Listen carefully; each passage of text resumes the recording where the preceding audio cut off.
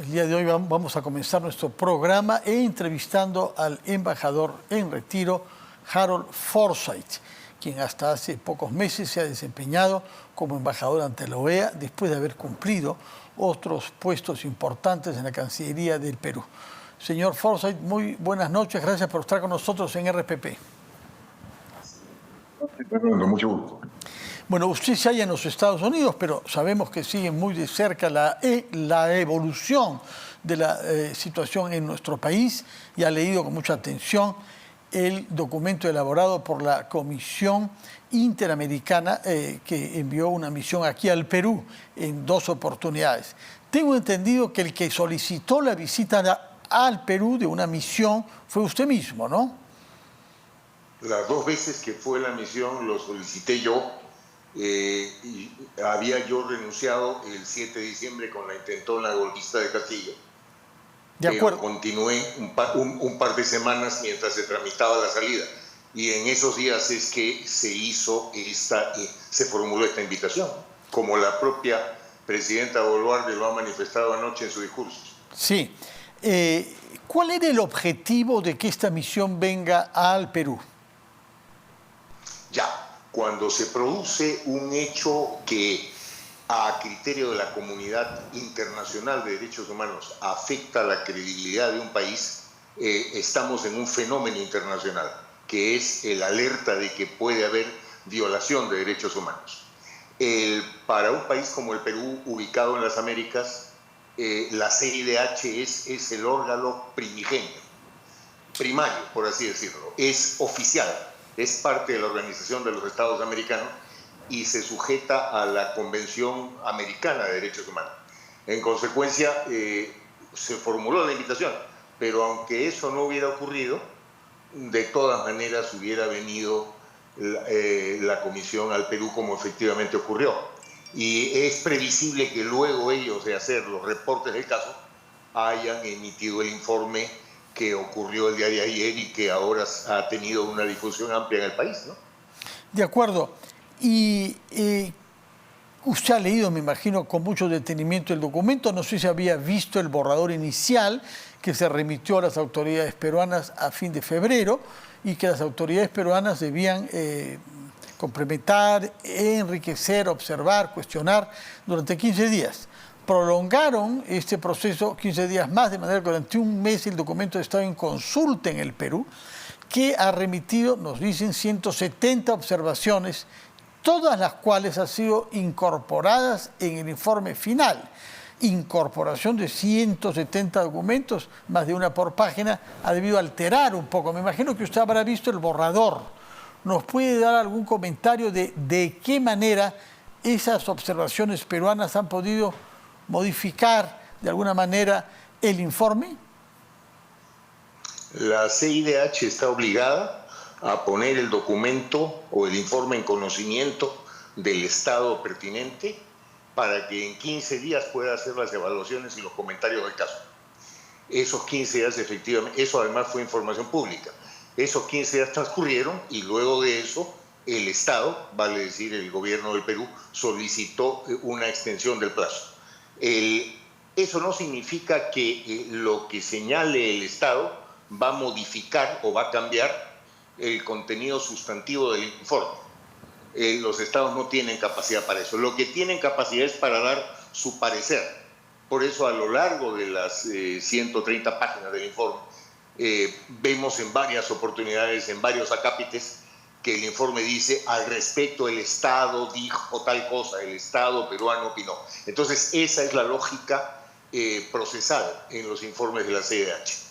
De acuerdo. Y esto que ha ocurrido, que salió ayer, es el informe final, tal como también lo ratificó el comisionado Ralón en la entrevista que tú, Fernando, le hiciste hoy en la mañana. Sí. Ahora bien, ya hablando no como diplomático obligado a una cierta reserva, sino como un ciudadano de a pie en el que se ha convertido usted ahora, quisiera que nos comente cómo percibe usted desde la situación en la que se halla, su experiencia larga profesional y su residencia actual en Estados Unidos, cómo percibe las reacciones que se han producido en el Perú a propósito del informe. Hay una cosa positiva en medio del tema, porque naturalmente recibir un informe así de la CIDH no es que sea agradable para ningún país. Pero hay una cosa positiva. Ayer el discurso de la señora Boluarte fue un discurso moderado en su contenido. No ha habido ataques por parte del gobierno, salvo 2 o 3 comentarios que en realidad no venían al caso. Pero el gobierno ha sido moderado en su respuesta. Lo que pasa es que el discurso de ayer de la señora Boluarte básicamente ha sido orientado para el público dentro del Perú. Ha sido un discurso político peruano. Y lo importante no es tanto cómo pensamos nosotros en el Perú, sino lo importante es cómo nos ve el mundo, cómo nos ve la CIDH, cómo nos ve la OEA, cómo nos ve Amnesty International, Human Rights Watch, la Unión Europea, el Parlamento Europeo, que son los que están la ONU, con ¿no? toda la atención del caso. Y la ONU, por finalmente. Supuesto, la ONU en Ginebra. Sin duda, porque lo que ocurre es que mientras no haya una respuesta concreta al caso de los 57 peruanos que han muerto, y de repente ahora uno más, me acabo de enterar que el ministro Maurati ha señalado que ha muerto un ciudadano por una bomba lacrimógena, ¿no? Y él mismo ha dicho que esto es una violación de derechos humanos. Pero mientras no haya responsables imputados que sean conducidos a la justicia, el tema va a continuar. Entonces, esto desgraciadamente no se arregla hablando, sino se arregla básicamente dando satisfacciones a la comunidad internacional, y la comunidad de derechos humanos significa gobiernos, significa los 27 países de Europa, significa Estados Unidos, Canadá, toda la CIDH. En consecuencia, es algo serio. Han pasado 4 o 5 meses y todavía no pasa nada, como diría Martínez Morosín. Entonces esperamos que a partir del informe publicado y de lo que considero la respuesta moderada del gobierno, tengamos una información concreta de quiénes van a asumir responsabilidad por lo ocurrido. Usted se ha referido al tema más importante, que es el que ha motivado la función de esta misión, que es las muertes. Un número elevado, verdaderamente sin precedentes recientes en el Perú, ¿no? Por la cantidad de personas que han muerto con heridas de bala, en algunos casos niños y en algunos casos por la espalda. Pero además de ese tema, que es el más grave y sobre el cual usted ha dicho que no hay imputación, hay investigaciones incluso bajo el título genérico de genocidio, entre otras, pero no hay investigaciones a personas responsables por ahora. Al margen de eso, hay muchas recomendaciones en otros ámbitos sociales que tienen que ver, por ejemplo, con el rechazo a las estigmatizaciones, y luego institucionales y constitucionales, porque la Comisión hace notar que en el Perú se usa el concepto de terrorismo en un sentido demasiado lato, lo cual permite justamente lo que el informe señala, el terruqueo.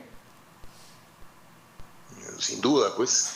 Entonces, en la comunidad internacional también se percibe eso, ¿no? Todos esos elementos que señalas hacen que la familia peruana, nosotros los peruanos, tengamos una situación de enfrentamiento permanente entre nosotros mismos, a través de acusaciones de ese tipo que naturalmente no vienen al caso. Entonces, sí es perfectamente normal que el informe de la CIDH se refiera concretamente a ese tipo de recomendaciones.